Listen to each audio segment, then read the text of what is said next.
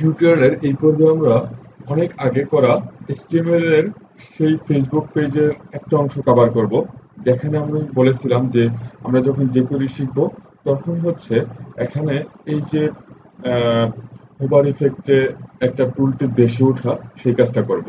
যেমন এখানে সবগুলা যেই হেল্প টেক্সট আছে সবগুলো শুরুতে হিডেন থাকবে। তারপর আমি যখন এই ক্রস সিম্বলটার উপর মাউস টানবো তখন যেটার উপর মাউস আনবো সেটার করেসপন্ডিং টুলটিপটা বেশি উঠবে।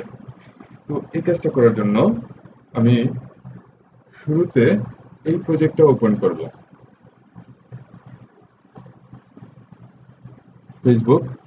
তারপর আমার করেসপন্ডিং HTML-টাতে আমি যাব, এটা হচ্ছে free.html-টা। তো এখন আমি এই প্রজেক্টে আমার jQuery ফাইলটা দরকার। jQuery ফাইলটা আছে কোথায়? এই যে এখানে জেএস ফোল্ডারে। আমি পুরো জেএস ফোল্ডারটাকেই কপি করে নেব। শুরুতে আমি এই ফোল্ডারে ঢুকি, ওপেন কন্টেনিং ফোল্ডার। এই হচ্ছে জেএস ফোল্ডারটা, আমি এটা কপি করলাম।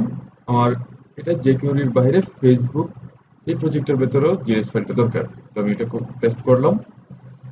তারপর আমার HTML-টা যেখানে আছে এটা ক্লোজ করে দিই। HTML-টা যেখানে আছে সেখানে হচ্ছে আমি জেএস ফাইলটা jQuery লাইব্রেরি ফাংশনটা ইনক্লুড করব। তো আমি শুরুতে কি করতে হবে, এই ফোল্ডার থেকে বের হইতে হবে। স্ক্রিপ্ট scr স্ক্রিপ্ট, ওকে।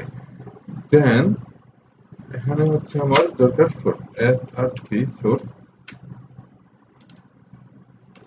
এখন আমি কন্ট্রোল S দেই এবং এই পেজটাকে রিফ্রেশ দিই, দেখি আমার jQuery ফাইলটা পাইছি কিনা। এটা চেক করার জন্য আমি ভিউ পেজ সোর্সে যাব। এখান থেকে দেখব এই হচ্ছে সেই ফাইলটা।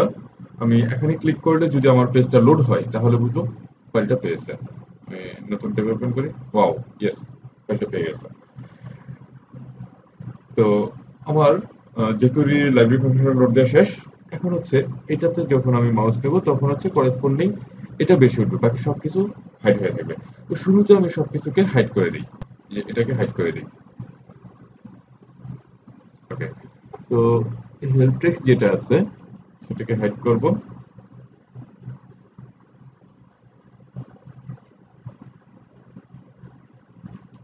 হাইড করার জন্য CSS এ লিখতে হবে ডিসপ্লে নাম, ওকে ফাইন, ডিসপ্লে নাম। আমি এই জিনিসটা কপি করে নেই, হেল্প টেক্সট হচ্ছে 134 নম্বর লাইনে। তাহলে CSS ফাইল যেখানে আছে সেখানে 134 নম্বর লাইন হচ্ছে, সেটা রিপ্লেস করলাম, কন্ট্রোল S। দেন আমি এটা রিফ্রেশ করি, পাও। এখন আমি যদি এখানে মাউস আনি তাহলে এটার উপরের টুলটিপটা বেশি উঠবে। তো সেজন্য আমি যেটা করব, আমি jQuery-টা লিখে ফেলি।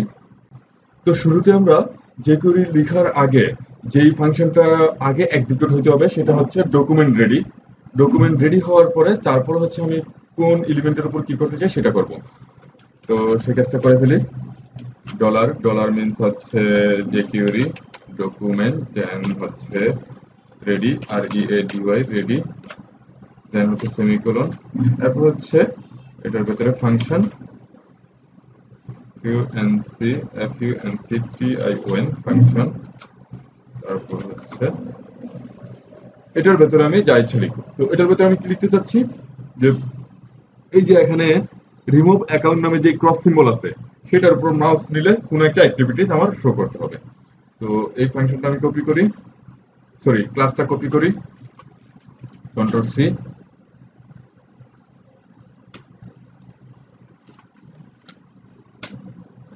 হচ্ছে ডট ক্লাস নেম, দেন হচ্ছে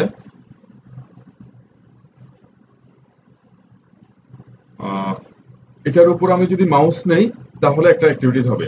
তো কোনো কিছু করার পরে একটা কিছু হবে, সেটার জন্য আমরা অন লিখব, অন, তারপর হচ্ছে সেমিকোলন।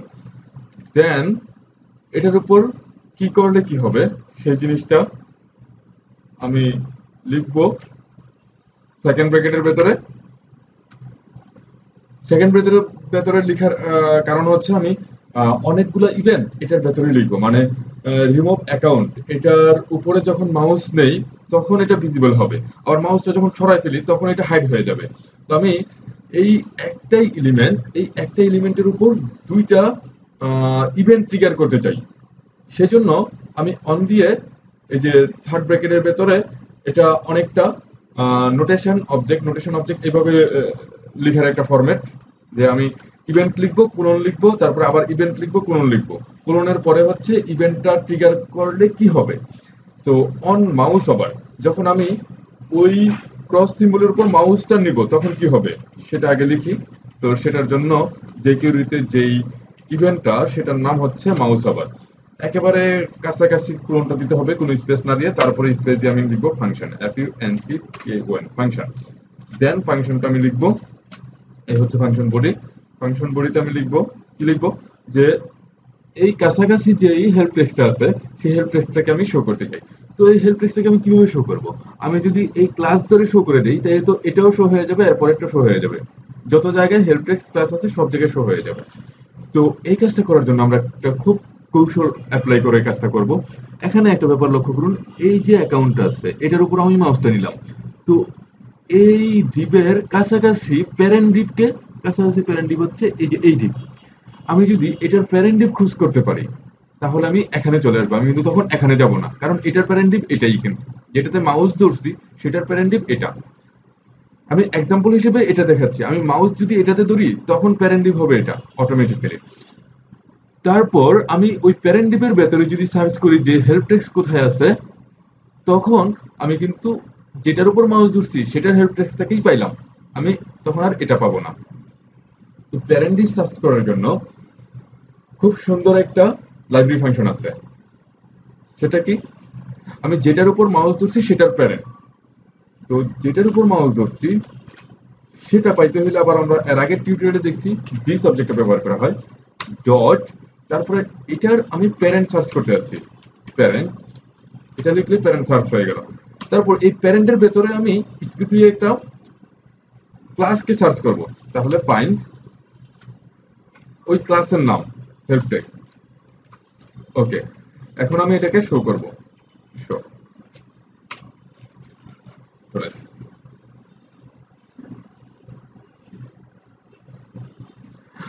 ওকে, আমরা একটু এটা রান করে দেখি। সেভ করলাম, তারপর এখানে রিফ্রেশ দেই, দেখাচ্ছে না। ওকে, একটু দেখে নেই সমস্যা। Mouse over function parent find help text, sorry, এখানে আমি এটা হেল্প টেক্সট একটা ক্লাস, আমি ক্লাসকে ফাইন্ড করব, তাইলে ক্লাসের আগে সবসময় ডট লিখতে হবে, তাহলে control S, control F5। Wow, great. এখন আরেকটা ব্যাপার লক্ষ্য করুন, আমি যখন মাউসটা নিয়ে যাচ্ছি এখান থেকে সরাই ফেলতেছি তখন এটা আবার হাইড হয়ে যাওয়া উচিত, যেটা আমরা এর আগে একটু আগে বললাম। তো সেম কাজটা আমি করব হচ্ছে আরেকটা ইভেন্ট ট্রিগার করে। তো আরেকটা ইভেন্ট ট্রিগার করব হচ্ছে এখানে কমা দেব, দেন হচ্ছে আমি আরেকটা ইভেন্ট লিখব মাউস আউট, দেন হচ্ছে ফাংশন,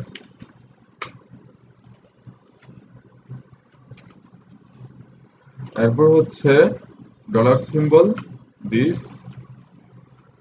দেন parent dot find dot help text. তারপর আমার ওই ক্লোজেস্ট যেই হেল্প টেক্সট আছে মাউসটা সরাই নিলে সেটা হাইড হয়ে যাবে।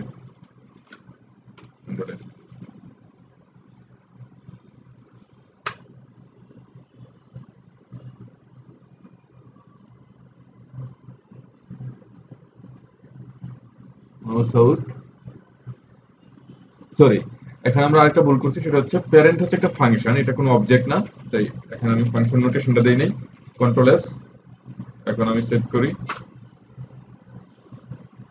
Wow, great. তাহলে আজকে আমরা অনেক অ্যাডভান্স লেভেলের একটা জিনিস দেখলাম যে কিউরিতে। তো পরবর্তীতে আমরা এরকম মজার মজার কিছু টিউটোরিয়াল নিয়ে আসবো। আমরা চেষ্টা করবো আমাদের জেকিউরির এই সিরিজটা শেষ করে আহ, পুরো জেকিউরির বেসিক কনসেপ্টটা ক্লিয়ার করার জন্য প্রফেশনাল যত কোড আছে, জেকিউরির যত প্লাগইন আছে সেটা বিল্ড আপ করার জন্য আপনার যে স্কিল সেটটা দরকার সেটা যেন কভার হয়। তো আমাদের চ্যানেলে সব আপডেট পাইতে আমাদের চ্যানেল সাবস্ক্রাইব করুন, সাথেই থাকুন। Happy coding.